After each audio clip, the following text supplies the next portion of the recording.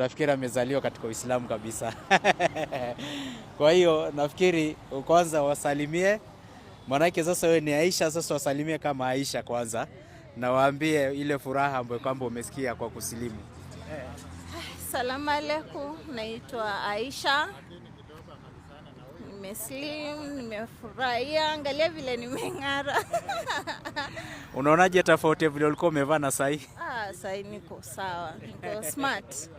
Niko smart sana. Unaona napendeza Ndio, asante. Sasa inafaa hii ndio itakuwa mavazi yako, na nitaomba dada zangu muinsist hiyo. Na pili nafikiri nimewapa ile kitabu ya kusoma pia, Muhammad sallallahu alaihi wasallam is the spirit of truth. Na pia vile vile kuna kitabu ya sala ambayo kwamba tunaye nimesahau, nitampa.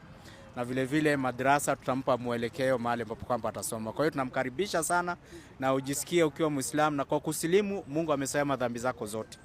Tayari uko na visa ya kwenda paradise. Pale ulipokuwa ilikuwa ni shida. Lakini sasa hivi vile umesilimu, sasa wewe ni mtu hata saizi ukifa mambo yako mazuri. Ushanielewa vizuri?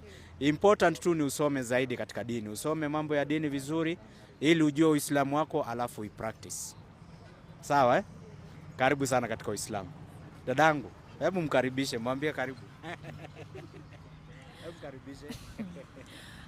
Mimi naitwa Mariam. Dadangu hapa alikuwa rafiki yangu kabisa wa karibu, lakini ni venye nilikuwa nimemuinsist asilimu akasema atasilimu, lakini kwa bahati mzuri pale nikipita umeniita akasilimu. Nina furaha sana kwa hilo. Mashaallah. Asante. Na dadangu unasemaje?